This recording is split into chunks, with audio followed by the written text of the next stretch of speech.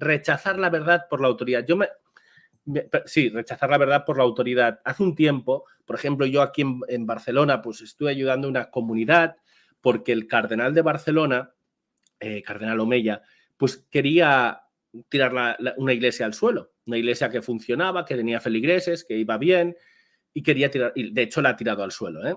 Y muchos católicos de la ciudad me llamaban para decirme esto, es que casi yo era un anticristo, porque si el cardenal quería tirar la iglesia al suelo, había que dejarlo.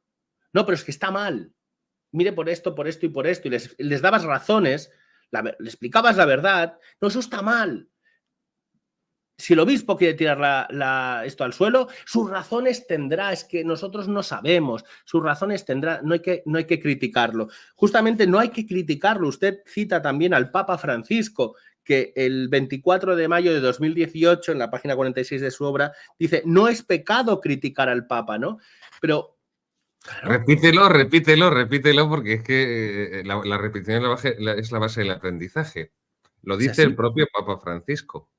Sí, cita, la pueden buscar 24, y además pone la fecha usted para que la gente vaya al discurso de ese día y lo encontrará. No es pecado criticar al Papa. Pero ahora resulta que diferir con la autoridad pues te puede causar, a un sacerdote lo pueden reducir al estado laical. Hemos visto a sacerdotes reducidos al estado laical y no sabemos todavía por qué. Sacerdotes en la misma diócesis de Barcelona, puedo encontrar sacerdotes reducidos al estado laical o con reprimendas fuertes por parte de su obispo por haber diferido en un tema de autoridad, podríamos decir, ¿no? Y ya está, es decir, el hombre estaba defendiendo la verdad católica, el obispo otra cosa, y oye, pues te reduzco al estado laical. Entonces, ¿qué pasa? Que los sacerdotes acaban convirtiendo en decir, bueno, yo vengo aquí, celebro misa y me voy a mi casa. Porque es que meros funcionarios parroquiales o diocesanos, pero no son personas con una misión divina, no se sienten personas destinadas a proclamar la verdad de Jesucristo, no, porque si esa verdad molesta al obispo y la prensa o quien sea empieza a llamar al obispo, entonces ese sacerdote se va a callar, aunque lo que esté diciendo sea verdad. Y el obispo le va a decir, por autoridad, te digo, ¿no? Que me tienes que obedecer y te digo que te calles. Esto no dificulta mucho el trabajo de un sacerdote, es decir, el trabajo de un sacerdote que quiere reevangelizar pues, a una ciudad, a un pueblo que antiguamente era ya cristiano y que se ha separado de la fe, y él quiere reevangelizarlo. ¿Esto no le dificulta este tema de la autoridad? No es que le dificulte, es que le imposibilita, Marcos. De cara a su acción se la imposibilita y como se la vacía por completo de contenido, si ese sacerdote realmente tiene fe, tiene celo apostólico por la salvación de las almas, pues eso le va a pasar factura incluso hasta a nivel psicológico. Ya no digo a nivel espiritual, pero a nivel espiritual pues podrá y deberá refugiarse en la oración silenciosa delante del Santísimo Sacramento, ofrecer a Jesucristo y unirse a la cruz con ese sufrimiento, pero evidentemente eso no le va a quitar ese sufrimiento. Yo recuerdo una vez en un campamento que estaba hacía muchísimos años, cuando era un chavalín que estaba de monitor, que estábamos haciendo una marcha muy larga, hacía mucho calor, y uno de los chavales, uno de los chicos me preguntó, que me dijo que estaba muy cansado, que no podía andar más, que tenía sed, tal. Digo, bueno, ofréceselo a Jesús en la cruz. Vale. Y a los 3 minutos viene y me dice, ya se lo he ofrecido, pero sigo cansado y tengo sed y tal. Bueno, pues esto es así, es así. Y luego es cierto también que el ser humano no somos compartimentos estancos. Entonces, eso sí también le va a pasar factura psicológicamente a ese sacerdote. Y eso es real, no ya solamente que sea doloroso, sino que le daña. O sea, hay cosas que nos pueden doler, pero no dañarnos.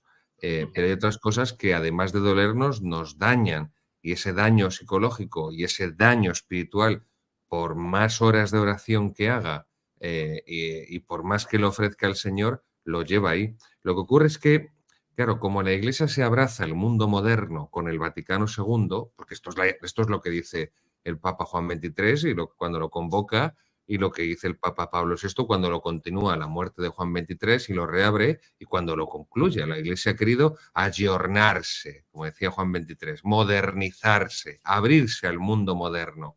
Decía el cardenal Ratzinger en su obra Informe sobre la Fe, esa entrevista con Vittorio Messori, que ese abrirse al mundo era para evangelizarlo, y lo que había conseguido esa apertura al mundo era mundanizar la Iglesia. En lugar de evangelizar el mundo, la Iglesia al abrirse a él se había mundanizado. También te digo una cosa, y hago una acotación por lo que decías antes, lo que comentaba del tablero inclinado. A mi humilde juicio, pues yo soy un pobre cura, pero a mi humilde juicio comete un grave error el cardenal Ratzinger en ese libro de Informe sobre la Fe cuando pone al mismo nivel a los fieles de Monseñor Lefebvre, en la Fraternidad de San Pío X, y a la Teología de la Liberación. Sí, y él lo trata, lo iguala como dos desviaciones, porque le pregunta a Messori por qué a Monseñor Lefebvre se han tomado, este libro es del 85, creo, todavía no habían sido las consagraciones, del 88 de Con, de los 4 obispos, pero dice, ¿por qué en el 76 Pablo VI le suspende a Divinis? O sea, ¿por qué al único, insisto, que se castiga desde que Juan XXIII es elegido para el solio de San Pedro en 1962 hasta 1978, que muere Pablo VI, 1976, suspensión a divinis de Monseñor Lefebvre? ¿Por qué durante todos esos años, cuando la Iglesia está inundada de herejías, cuando se está profanando con la liturgia continuamente, por qué solo se toma medidas contra contra Monseñor Lefebvre por parte de Pablo VI? Pues eso también entra dentro de ese plano inclinado, igualar a los fieles tradicionalistas con lo que es la perversión de la religión católica y la teología católica con el comunismo, esa teología comunista de la teología de la liberación. Pero bueno, volviendo a esto que te comentaba, la cuestión es que, como la Iglesia se abraza y se moderniza con el Concilio Vaticano II, adopta los modos de funcionamiento de la política moderna. ¿Qué vemos en la política moderna, Marcos? La ideología moderna, el culto al líder supremo. Ahí está. El culto al líder supremo. Que esto no es solamente, no piensen nuestros seguidores no sé si por la ley de asociación mental, como dice la psicología, vienen a su mente las imágenes de Hitler, todos aclamándole allí, millones de alemanes aclamándole en Nuremberg, o lo mismo Stalin en la Plaza Roja, o podríamos en la Piazza Venezia a Mussolini y otros. No. Actualmente con los líderes democráticos y los del partido aplauden con las orejas cuando dice que es blanco, y al día siguiente si dice que es blanco también aplauden con las orejas y negarán que dijo que era blanco el día anterior. Bueno, pues la sustitución por la verdad por la autoridad implica que no hay nada que sea verdad o mentira. Lo que dice el sociólogo polaco Zygmunt Bauman implica una verdad, una vida líquida, que no es sólida, que no permanece, que no es inmutable. Es la violación, Marcos, del primer principio de la filosofía desde Parménides hace 25 siglos, 26, el primer principio de la realidad, que es el principio de no contradicción. Si Marcos es Marcos, no es Gabriel. Si Gabriel es Gabriel, no es Marcos. Entonces, la Iglesia ha copiado esa mentalidad moderna porque a lo largo de la historia de la Iglesia ha habido sacerdotes que se han enfrentado a obispos, ha habido obispos que se han enfrentado a cardenales, ha habido cardenales, ha habido abades o abadesas que se han enfrentado a obispos, etcétera, etcétera, etcétera, y no ha habido supuestamente en esas épocas oscurantistas, medievales, antiguas, represoras, de esa iglesia anterior al Vaticano II, había una libertad de expresión y una libertad de acción infinitamente superior a la que hay en la Iglesia posterior al Vaticano II. Y se podía estar en desacuerdo con una decisión disciplinar de gobierno de tu obispo o de un cardenal o del propio Papa, y aquí no ocurría exactamente nada. Pero eso es lo que se ha producido en la Iglesia, que ese proceso de mundanización y de asimilación camaleónica de la modernidad le ha llevado a copiar esas formas políticas de autoritarismo de la modernidad, porque la autoridad no es autoritarismo. Esto es lo que la revolución sexual, la revolución cultural de mayo de 1968 pretende que se asocie, porque lo que hace esa revolución es quebrar el principio de autoridad. Padre, una cosa que es una cita que, porque hay mucha gente que yo sé que nos sigue, que a veces tiene problemas de conciencia con estos temas, decir, oh, el Papa tal, los obispos.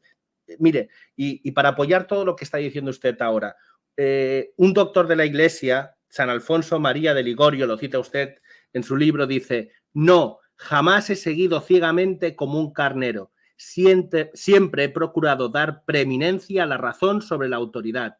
Doctor de la Iglesia, San Alfonso María de Ligorio. Yo creo que es una cita de vital, muy importante, sobre todo para estas almas pues, que son buenas, que son sencillos, pero que tienen esa cosa que se piensan que hay que obedecer ciegamente, porque prácticamente lo que dice el obispo, lo que nos dice el Papa, es palabra de Dios.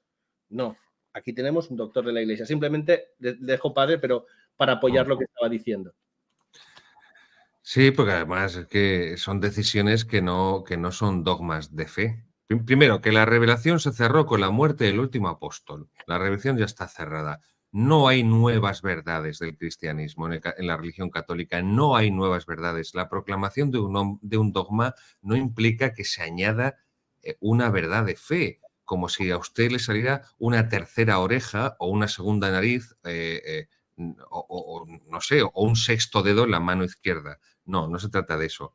Se trata de hacer patente lo que está latente. Esa es la función del dogma. Por ejemplo, cuando Pío IX proclama el dogma de la Inmaculada Concepción en 1854, no significa que la Iglesia no creyera en el dogma de la Inmaculada Concepción. Todo lo contrario. Es fruto, y especialmente los hispánicos, los españoles y los hispánicos, hemos sido los que más nos hemos, a lo largo de la historia, significado defendiendo el dogma de la Inmaculada Concepción de la Santísima Virgen María. Lo que hace el Papa ahí, proclamando ese dogma 1800 años y después de la fundación de la Iglesia por nuestro Señor Jesucristo en los apóstoles, es simplemente hacer patente lo que estaba latente. ¿Dónde estaba latente eso? Pues muy sencillo. En el capítulo 1 del Evangelio de San Lucas, llena de gracia, cuando el arcángel San Gabriel anuncia a la Virgen, llena de gracia, que jaritoméneco, el original griego. Si está llena de gracia, significa está llena de Dios, no cabe el pecado, ni siquiera el más pequeño venial, ni el pecado original. Si tenemos un vaso lleno hasta el borde, no cabe nada más.